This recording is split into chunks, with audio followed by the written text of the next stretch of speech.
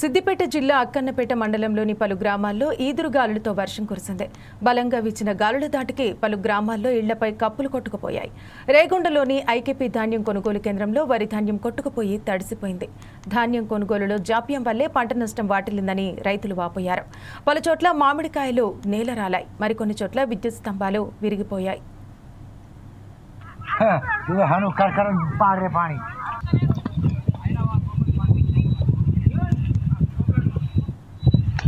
జిల్లా కేంద్రంలోని సిద్దిపేట గౌరవ కలెక్టర్ గారి కాంప్లెక్స్లో ఉన్నటువంటి అన్ని జిల్లా అధికారుల భవన సముదాయం లోపల గౌరవ కలెక్టర్ గారు, అడిషనల్ కలెక్టర్ గారు, అడ్మినిస్ట్రేటివ్ ఆఫీసర్ గారు, ప్రతి జిల్లా అధికారికి ఈరోజు మేము BIS రూపొందించినటువంటి బ్రోచర్లను అందజేయడం జరిగింది.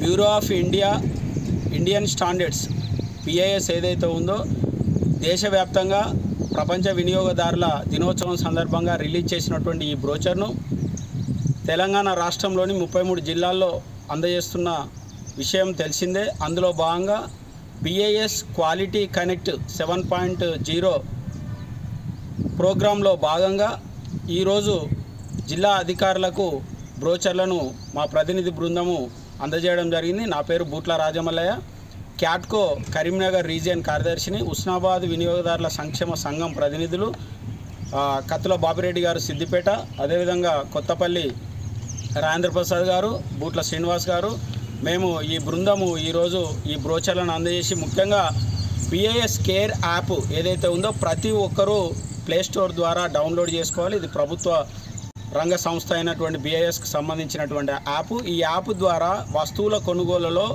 ఏదైనా లోపము జరిగినట్టయితే మనము దాని ద్వారా తెలుసుకోవచ్చు, ఫిర్యాదులు కూడా చేయవచ్చు. కాబట్టి ప్రతి ఒక్క వినియోగదారుడు కూడా జాగ్రత్తగా ఉండి అప్రమత్తంగా ఉండి వస్తువులలో కొనుగోలులో నాణ్యత ప్రమాణాలను కొనుగోలు చేయాల్సిందిగా కోరుతూ ISI ఆగుమార్కు, తర్వాత హాల్ మార్కు, ఇవన్నీ కూడా బంగారం కొనుగోలులో ఎక్కువగా మనం జాగ్రత్త తీసుకొని ఇచ్చేస్తే మనము న్యాయం పొందే అవకాశం ఉంటుంది. అసలు నకిలీని కూడా గుర్తించేందుకు ఈ BIS యాప్ కేర్ యాప్